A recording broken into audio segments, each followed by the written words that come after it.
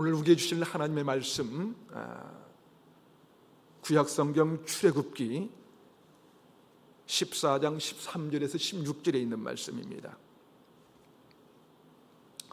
출애굽기 14장 13절에서 16절에 있는 말씀, 저와 여러분 한 절씩 교독하도록 하겠습니다. 모세가 백성에게 이르되 너희는 두려워하지 말고 가만히 서서 여호와께서 오늘 너희를 위하여 행하시는 구원을 보라. 너희가 오늘 본 애굽 사람을 영원히 다시 보지 아니하리라. 여호와께서 너희를 위하여 싸우시리니 너희는 가만히 있을지니라. 여호와께서 모세에게 이르시되 너는 어찌하여 내게 부르짖느냐. 이스라엘 자손에게 명령하여 앞으로 나아가게 하고 지팡이를 들고 손을 바다 위로 내밀어 그것이 갈라지게 하라. 이스라엘 자손이 바다 가운데서 마른 땅으로 행하리라. 아멘.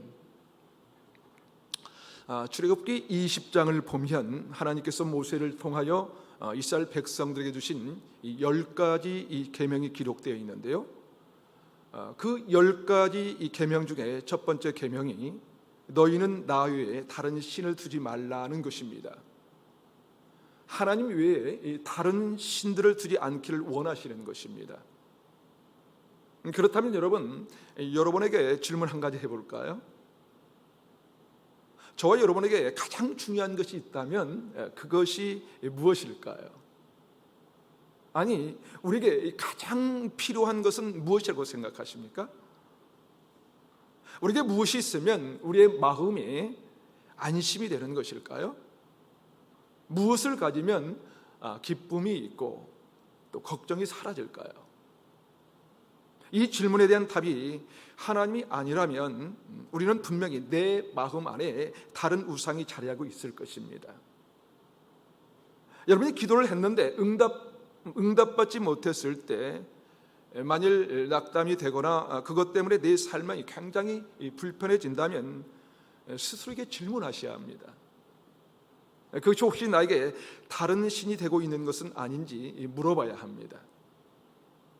만일 자녀를 위해서 기도했는데 그 기도가 응답받지 못했을 때 하나님께 대한 마음이 너무너무 불편하다면 그 자녀가 어쩌면 나에게는 우상일 수도 있다는 거예요.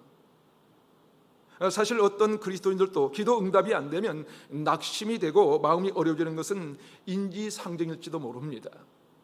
그러나 하나님을 믿는 그리스도인이라면 내가 원하는 대로 응답받지 못했음에도 불구하고 믿음의 길에서 뒤로 물러서지 않습니다.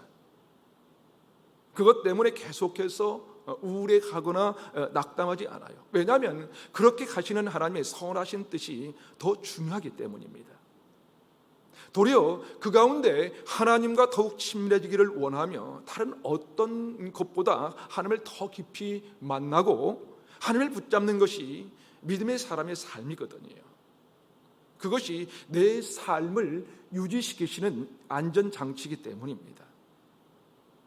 내 삶을 유지시켜 주신 다른 것, 물질이나 성공이나 인정받는 것보다도 하나님을 더욱더 간절히 만나려고 하는 것이 믿음의 삶이기 때문입니다.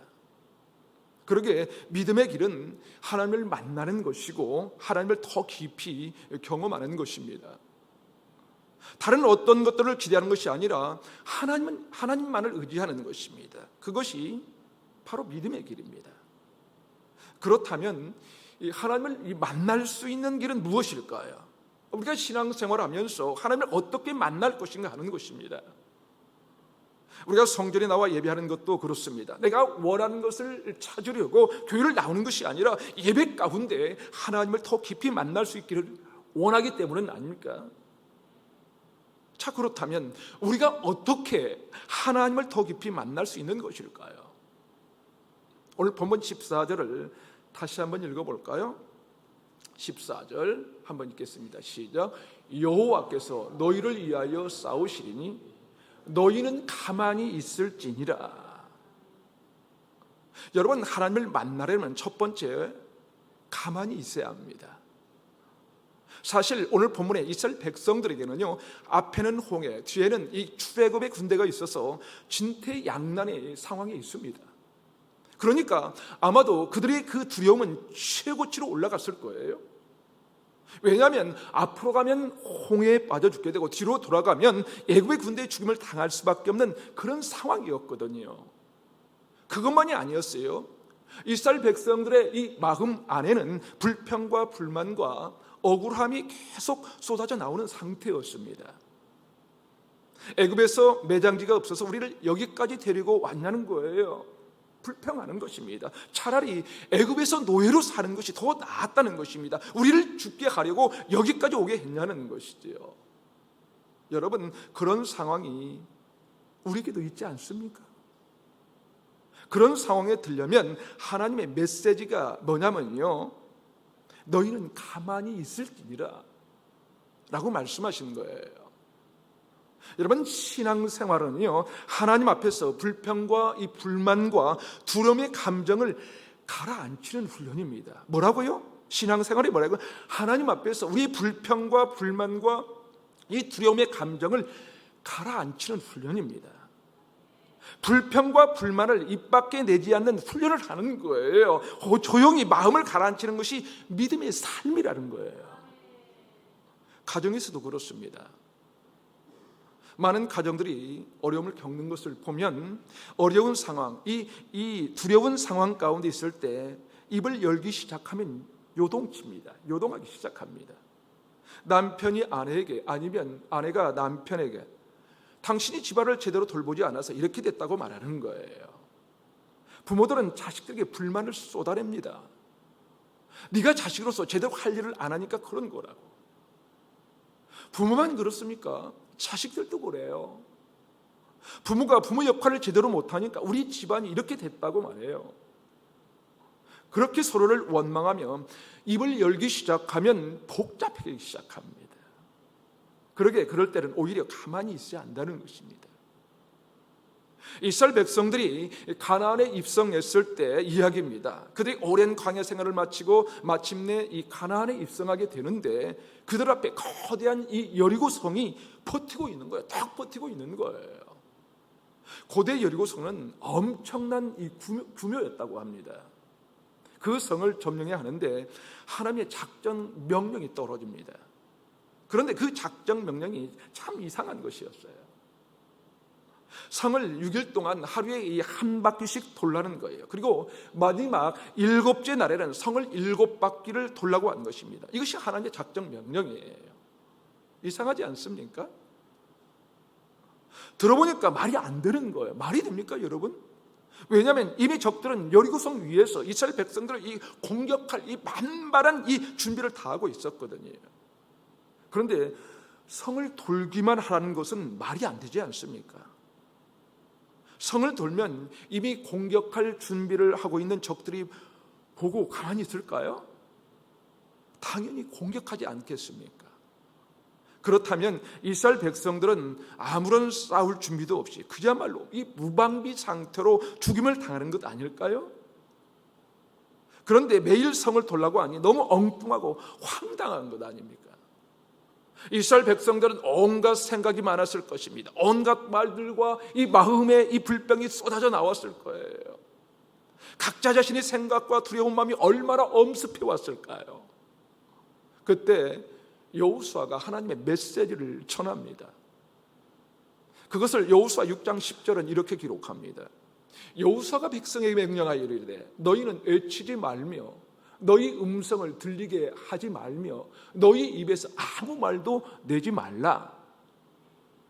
여러분, 하나님의 명령이 뭐냐면요, 아무 말도 하지 말라는 거예요. 두려워서 어쩔 줄 몰라 하면서 입 밖에 내는 말을 한마디도 하지 말라는 거예요. 그냥 가만히 있으라는 것입니다. 조용히 하라는 거예요. 그렇습니다. 믿음은 이 두려운 상황에서 내 입을 다스리고 내 마음을 다스리게 가라앉히는 것입니다. 그리고는 하나님을 기대하는 거예요. 하나님을 바라보는 것입니다. 이런 찬양의 가사가 있죠. 나의 소망 되신 주 주를 바라봅니다. 다시 오실 나의 왕 예수 주를 기다립니다. 여러분, 이 고백이 바로 믿음의 길을 걷는 자의 마음입니다. 조용히 마음을 가라앉히고 기다리는 것입니다. 하나님이 어떤 선하신 뜻이 있는 것일까? 그 뜻을 바라보며 가만히 있는 거예요. 그런데 온갖 말이 터져 나온다면 이미 하나님 생각은 없는 거예요. 그렇지 않습니까? 여러분 한번 생각해 봅시다. 이런저런 불평불만을 얘기하는 동안 여러분 하나님이 떠오를까요? 그런가요? 떠오르습니까? 아니요. 그런 말을 하는 동안 하나님은 사라지고 원만만 시작됩니다. 두려운 상황을 불평하거나 원인 구명을 해보려고 하는 그 순간 하나님은 더 이상 이 기대할 뿐이 될 수가 없는 거예요. 시편 62편 1절에 시인은 이렇게 고백합니다. 나의 영혼이 잠잠히 하나님만 바라며 나의 구원이 그에게서 나오는도다. 나의 영혼이 잠잠히 하나님만 바라며 나의 구원이 그에게서 나오는도다. 여러분, 에레미야 예가는 이스라엘 백성이 포로로 잡혀갔을 때 그 상황을 보고 에레미야가 통곡하며 지었던 노래인데요, 에레미야 예가 3장 26절에도 이런 말씀이 기록되어 있습니다. 사람이 여호와의 구원을 바라고 잠잠히 기다림이 좋도다. 그렇습니다. 여러분, 신앙은요, 잠잠히 우리가 하나님을 바라고 하나님의 구원을 기다리는 거예요. 불쑥불쑥 쏟아오는 이 불평과 이 불만, 원망의 마음을 가라앉히는 것이지요. 하버드 대학의 아프리카 학과 교수인 이 사라 엘리자베스 루이스라고 하는 분이 이런 말을 했습니다. 가장 중요한 것을 가장 중요하게 생각하는 것이 가장 중요합니다. 다시 한번요. 가장 중요한 것을 가장 중요하게 생각하는 것이 가장 중요합니다. 그런데 많은 사람들이 어떻게 생각해요? 가장 중요한 것을 가장 중요하게 생각하지 않는다는 거예요. 이분이 흑인 여성인데요, 여러분 한번 생각해 보세요. 흑인 여성이 세계 최고의 하버드 대학의 교수 자리까지 오른 일이 쉬웠을까요? 결코 쉽지 않았을 거예요. 사실 백인들조차도 엄청난 경쟁을 뚫어야만 들어가는 자리거든요. 그런데 인종과 성차별이 있는 사이에서 흑인이고 이 여성인 엘리자베스 루이스는 어떻게 그 자리까지 갈 수 있었을까요? 얼마나 어렵고 힘들었겠습니까? 그분이 이런 얘기를 했습니다. 인생의 고비가 찾아오고 뭔가에 이 압도당하는 느낌이 들 때는 천천히 마음을 가라앉혀야 합니다. 이것은 어쩌면 자신의 그 경험을 말하는 것이 아닐까요? 흑인 여성으로서 인종과 이 성차별이 있는 사회에서 자기보다 못한 사람이 먼저 그 자리에 오르는 것을 수도 없이 보지 않았을까요? 그때마다 인생의 이 고비였을지도 몰라요. 그런데 그때 무엇인가 이 거대한 것에 이 압도당하는 느낌이 있을 때는 마음을 차분히 가라앉혀야 한다는 것입니다. 그리고 당신이 더 거대한 이 무언가의 일부에 지나지 않는다는 사실을 떠올려야 한다라고 얘기해요. 무슨 말입니까, 여러분? 내가 아무리 대단한 사람일지라도 내 능력은 거대한 것에 비하면 보잘것없는 이 사람이라고 생각해야 한다는 거예요. 따라서 힘겨울 때는 당신보다 더 거대한 이 존재를 찾아가야 한다. 나라는 존재가 하나님과 비교하면 비교할 수 없을 만큼 이미 미미한 존재에 불과하기 때문에 이 거대한 힘을 가진 하나님께 찾아가는 것이 믿음이라는 것이죠. 그러게 여러분, 인생의 고비를 만날 때는요, 찬찬히 마음을 가라앉히고 나는 부족하지만 능력이 하나님께 있음을 알고 그분을 찾아가는 것입니다. 그분을 기대하는 것이죠. 그것이 믿음의 삶이라는 것입니다. 나보다 크신 하나님을 기대하고 그분을 우리가 찾아가면서 입을 닫는 것입니다. 마음의 두려움을 가라앉히는 것입니다. 흥분과 이 원망과 이 불평과 분노를 다 가라앉히는 것입니다. 그것이 믿음의 길, 하나님을 깊이 만나는 길이라는 거예요. 그리고는 하나님을 기대하는 것이죠. 자, 그렇다면 왜 마음을 가라앉히고 하나님을 기대하고 바라봐야 하는 것일까요? 다시 말해서 우리가 어떻게 하나님을 더 깊이 만날 수 있는 것일까요? 두 번째로, 하나님이 우리를 위하여 싸워주시는 분인 것을 확신해야 합니다. 오늘 보면 14절 보면 나와 있는데요, 14절을 함께 읽어보겠습니다. 시작. 여호와께서 너희를 위하여 싸우시리니 너희는 가만히 있을지니라. 우리가 가만히 있으면서 하나님을 바라봐야 하는 이유는 분명합니다. 왜냐하면 하나님이 우리를 위하여 싸워주실 것이기 때문에 그래요. 그렇습니다. 하나님께서 우리를 위하여 싸워주실 것이기 때문에 우리는 마음을 가라앉히고 입을 다물고 잠잠히 있는 것입니다. 사랑하는 여러분, 하나님은 우리의 삶 속에 승리를 가져다 주시는 분이십니다.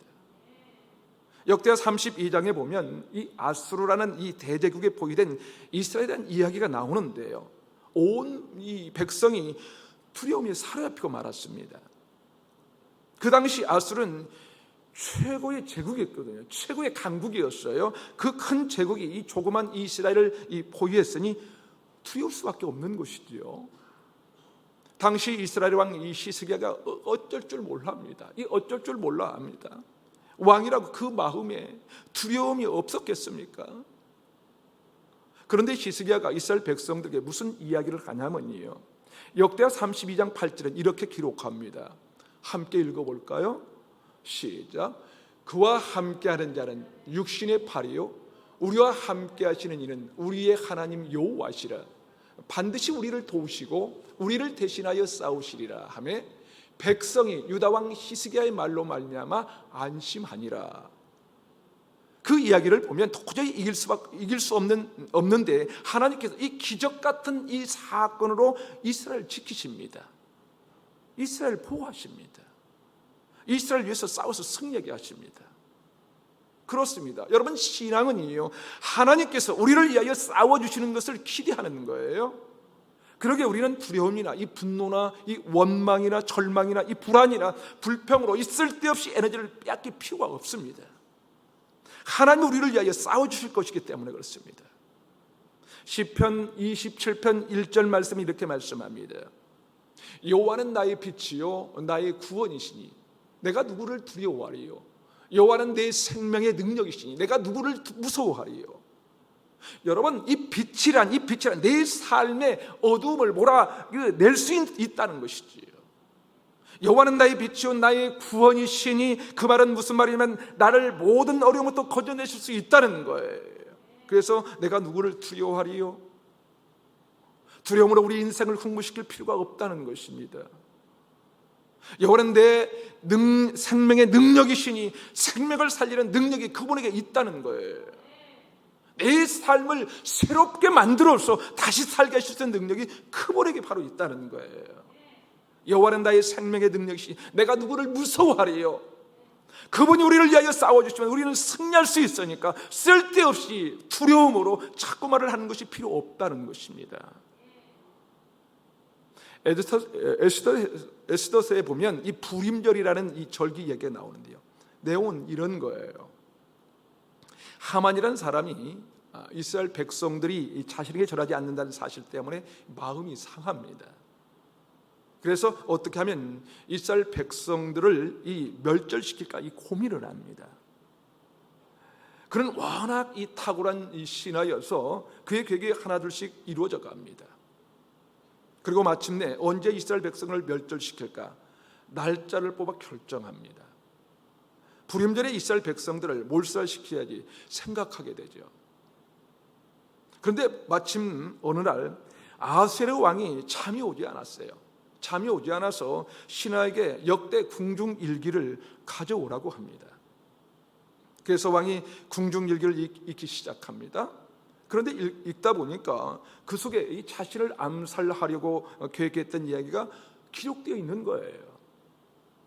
깜짝 놀라서 계속 읽어봤더니 그 암살 계획이 한 사람에 의해서 발각이 되어서 자기가 살게 되었다는 이 기록을 보게 된 거예요. 모르드게라는 이 사람이 암살 계획을 알려주므로 자신의 생명이 건짐을 받게 되었다는 기록이 남아있는 거예요. 신하에게 묻습니다. 이 사람에게 상을 줬냐고 물어본 거예요. 그러자 주지 않았다고 하자 왕이 하만을 부릅니다. 그래서 자기 생명을 건져준 사람에게 어떻게 하면 좋겠냐고 물은 거예요. 그런데 하만이 착각을 합니다. 자기가 그동안 왕을 잘 보살피고 잘 지켜줬기 때문에 자기 얘기를 하는 줄 알고 온갖 좋은 얘기를 다 하게 됩니다. 그에게 왕의 옷을 입혀 말을 태워서 돌아다니면서 절을 하게 하고 또 그에게 영광을 치러주면 됩니다 라고 얘기한 거예요. 그랬더니 왕이 이 모르드게를 부르라고 한 것입니다. 그가 모든 영광을 입게 되는 것입니다. 그 와중에 왕이 에스더와 함께 이 잔치를 벌입니다. 이 잔치를 벌이는데 에스더에게 묻습니다. 에스더, 너에게 무슨 소원이 있냐고 물은 거예요. 그러자 에스더가 왕에게 얘기합니다. 왕이시여, 우리 이스라엘 민족을 멸절시키는 계획이 있습니다. 그러니 우리 민족을 살려주십시오. 아니, 그럴 수가 있나? 나를 살려준 모르드게의 민족이 죽임을 당하다니 말도 안 된다고 하면서 살려주겠다고 약속을 합니다. 너희 이스라엘 민족을 멸살하는 자가 누구인지 묻자 에스더가 대답합니다. 뭐라고 합니까? 왕이시여, 한 번 더 잔치를 베풀겠습니다. 그때 그 사람이 올 것입니다.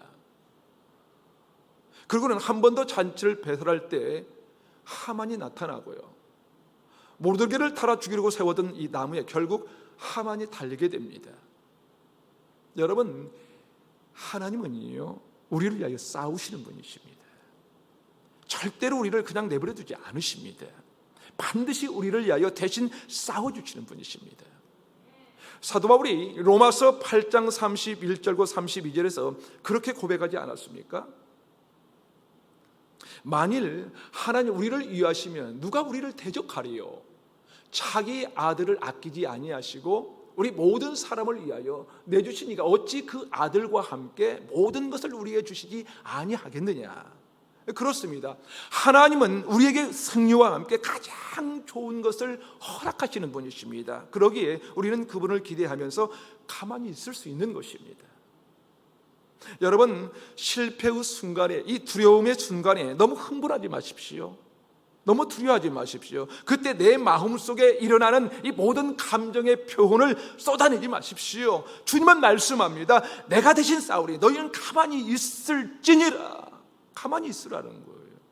자, 그렇다면 하나님께서 대신 싸워주시는 것을 믿는 자들은 어떻게 살아야 하는 것일까요? 다시 말해서 우리가 어떻게 하나님을 더 깊이 만날 수 있는 것일까요? 세 번째로, 하나님을 기대하며 전진해야 합니다. 출애굽기 14장 15절은 이렇게 기록합니다. 우리 함께 읽습니다. 시작. 여호와께서 모세에게 이르시되 너는 어찌하여 내게 부르짖느냐? 이스라엘 자손에게 명령하여 앞으로 나아가게 하고. 무슨 말입니까, 여러분? 믿음의 사람은 이 두려운 환경 때문에 그 자리에 앉아 있는 것이 아니라 오히려 대신 싸워주실 하나님을 기대하면서 앞으로 전진하는 사람입니다, 여러분. 여러분, 예수 믿는 사람은요, 그 자리에 머물러 있지 않습니다. 아니, 두려워서 도망치지도 않아요. 여러분, 하나님께서 싸워주실 것 때문에 자꾸만 우리가 앞으로 전진합니다. 우리를 부르신 부르심의 상을 위하여 앞으로 달려가는 인생이 예수 믿는 자의 삶이라는 거예요. 예수 믿는 자의 삶, 그것이 바로 믿음의 사람입니다, 여러분. 홍해가 내 발목을 붙잡는다고 해도 불평하는 것이 아니라, 뒤따르는 애굽의 군대가 이 두렵다고 말하는 것이 아니라 하나님의 역사를 우리는 기대하면서 앞으로 우리는 나가는 거예요. 마치 요단강 앞에 서 있던 이 제사장의 발이 이 한 걸음 이 요단강으로 들여놓기 시작하자 요단강이 갈라졌던 것처럼 우리는 끊임없이 전진하는 것입니다. 여러분, 좀 전에 봉헌 찬송으로 불렀던 이 358장 이 찬송의 가사가 무엇입니까?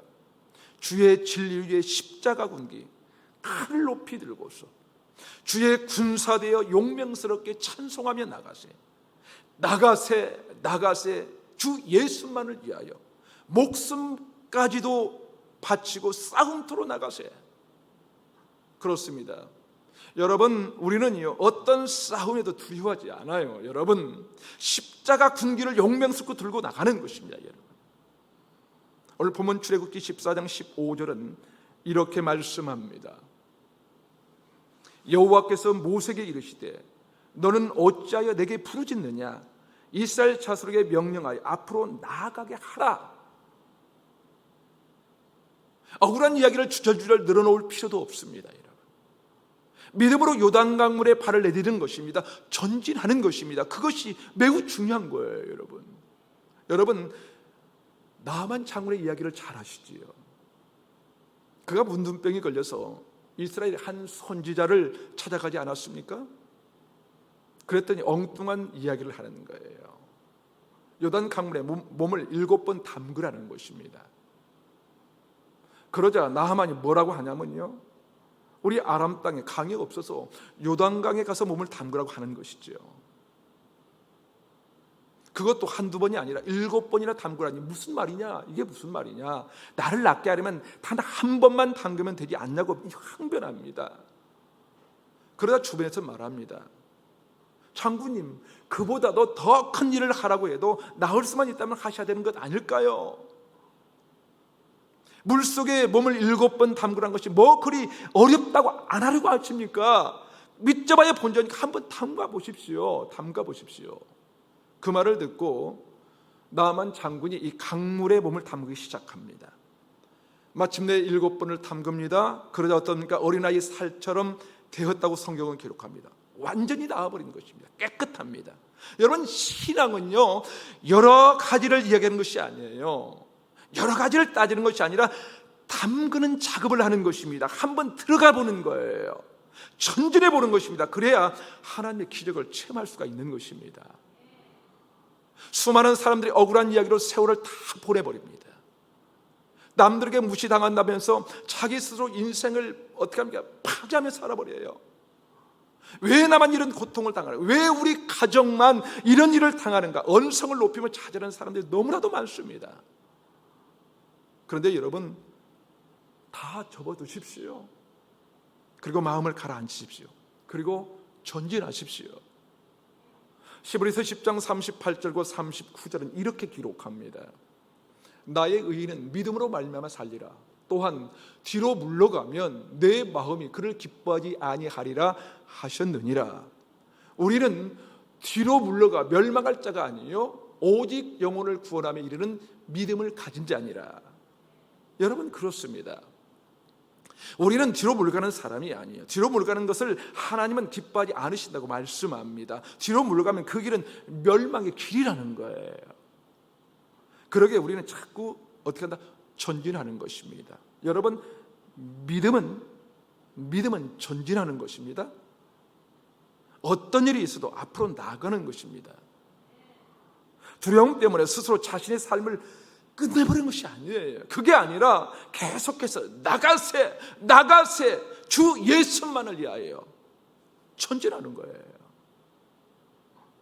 찬송가 중에는 많은 작사가들이 있습니다. 그 중에 주 예수 이름 높이여 다 찬양하여라.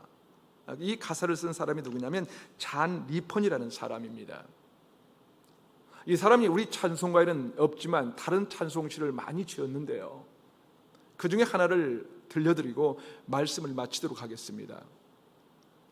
깊은 물 만날 때 내가 너로 건너가게 하리니 고통의 강물이 너를 덮치지 못하리.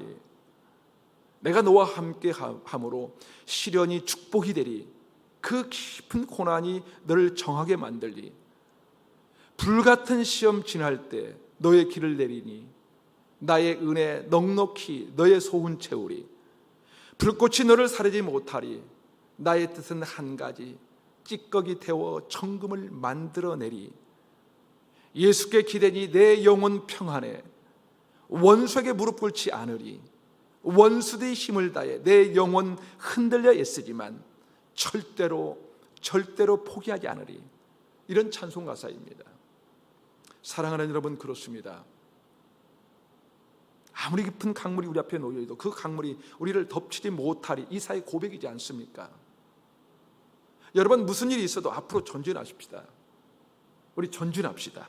하나님을 기대하면서 우리 나아가시면 하나님께서 반드시 우리를 위해 싸워주셔서 기적을 경험케 하실 줄로 믿습니다.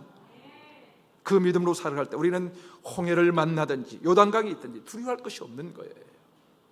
도리어 우리를 잠잠케 하는 능력이 생길 줄로 믿습니다. 그 은혜 가운데 살아계신 하나님을 더 깊이 만나고 경험하는 저와 여러분의 삶이 되시기를 주님의 이름으로 축원합니다. 아멘. 이 시간